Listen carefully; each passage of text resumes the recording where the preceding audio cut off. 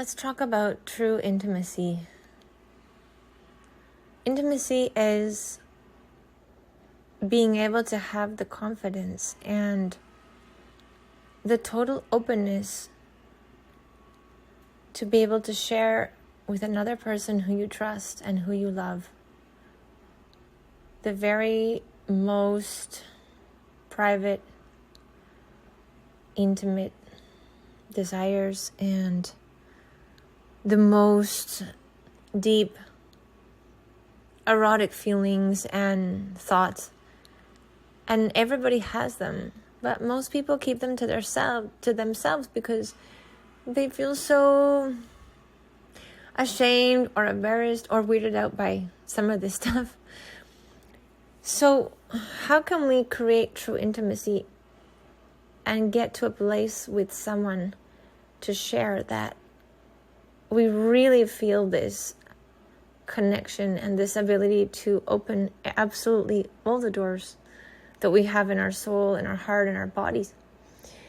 And I think the first step to that is starting to understand yourself and working with your own erotic detonators on your own first, and exploring them and finding out where the root of those feelings and desires and thoughts come from.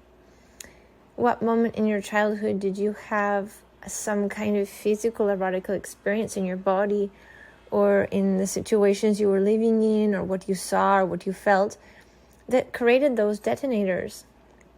And it's really important to analyze this on your own and spend time exploring this whole erotic, intimate world by yourself, because the only way you're going to be able to share it with someone else if you have a really amazing dominion of it in your own life by yourself first. And some of the things that happen to us leave us with some pretty strange crap. I was going to say shit, but I was like, it's a podcast, I better say some strange crap. And I think that's a good example. I just used those words, and some people, they don't like to use swear words, but there's some moments when you're talking about some pretty strange shit, and there's no reason why not to say it's strange shit, because that's what it is. We're always stopping ourselves from saying certain things, and we shouldn't be expressing ourselves with swear words all the time, but there's moments when it's pretty strange shit, and we should feel comfortable being able to use that as a way to express what we want to say. And it's exactly the same with our intimacy. There should be moments when we feel like we can express and share with that person that we want to make that really deep intimate connection with. And in order for that to happen, there has to be trust, complete and utter trust, that this person is going to love and accept you 100% the way you are. And in order for that to happen, you have to accept yourself 100%, exactly the way you are. So let's, say you have some kissing erotic thing. I'm just using that because it's easier to talk about in front of everyone. And as a child, something happened that just made you really love having an intimate connection with someone. Let's say you were 9 years old and the girl next door just really, really enjoyed practicing and playing around with kissing. And she took you into the woods and she started to teach you how to kiss. And she told you, no, do this and do that. And you spent hours in your childhood at 9 years old kissing and had this beautiful neighbor teaching you this. Well, I would bet that for the rest of your life, that experience of being kissed in that way by someone who was like some amazing natural expert at kissing will be the most erotic thing. And when you fantasize, you will fantasize about kissing. And when you meet someone, you will hope that you could feel that feeling of kissing. Now, this is a really easy one to share because there's nothing embarrassing about it. But some people have some pretty strange stuff. And that's where all these different things come up, like with dominance and submissives and oral and anal and all this kind of different stuff that comes up. And it's like, why was someone ever like that? Or why was someone ever like this? And, we don't know why. There's people that just love enormous breasts and others that just love people's rear ends, and it just goes on and on and on. We don't have to get into all the details because this is what most people kind of end up going like, okay, all right, TMI, too much information, But the thing is, you have to understand, like, what are those 3 to 5 components that could just really blow your mind and turn you on? Because as you work with your intimacy, you can use those elements as ways to turn yourself on. Let's say your husband comes home and he's really, really tired from work.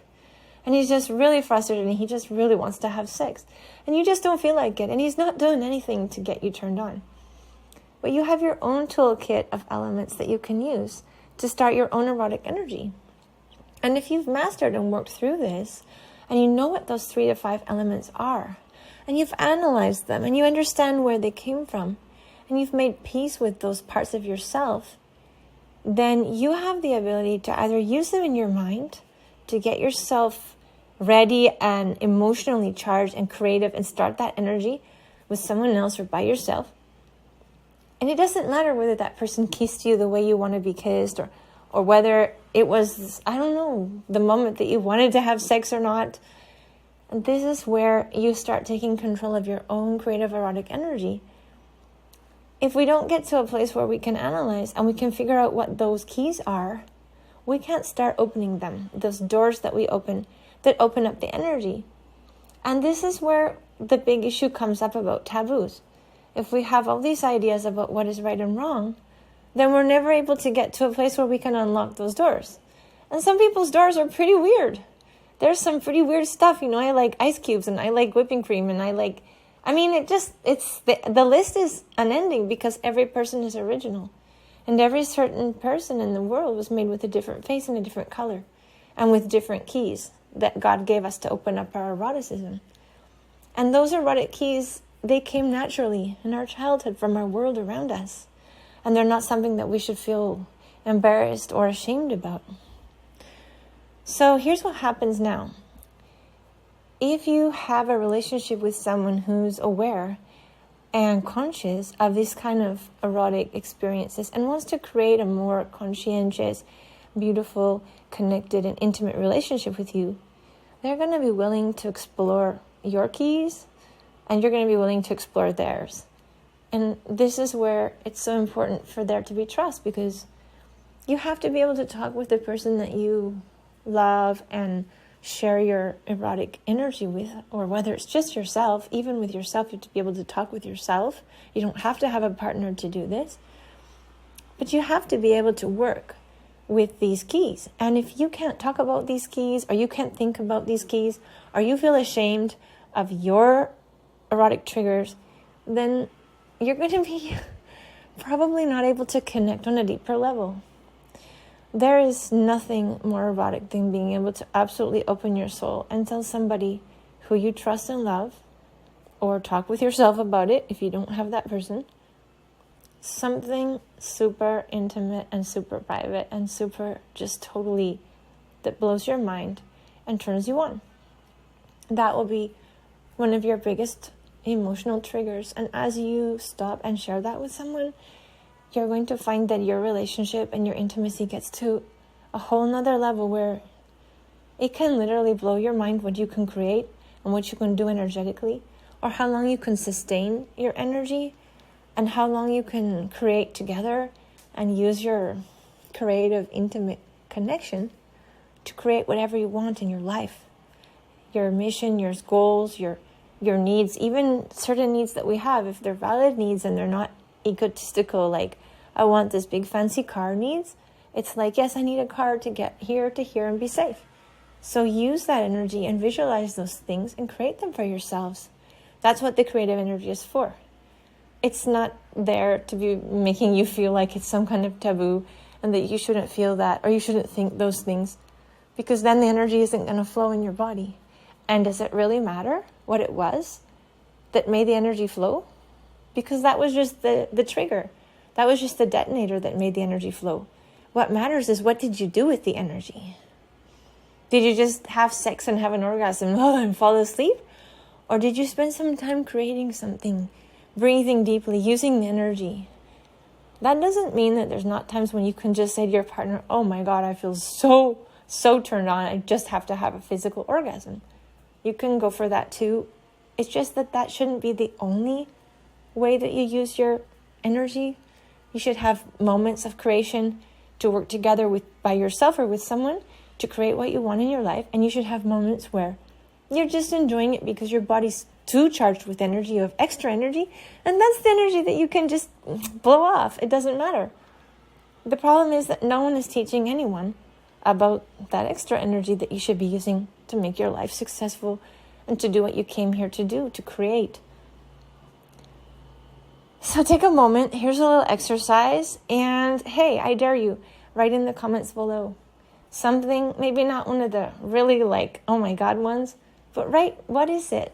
Or just write it by yourself if you don't want to share it openly, because a lot of this is really private. What are your 3 to 5 really erotic, sexual, creative erotic triggers, detonators, that you could use as keys to turn yourself on and to start that creative energy? This is going to be the most amazing place in your life for energy to overcome depression, to have a wonderful, intimate relationship with your partner. And this is my gift to you, to have an erotic, abundant life. I'm Melanie Carr, life coach, and I hope to see you again soon. Have a great time with this. Have fun with it. Make it amazing.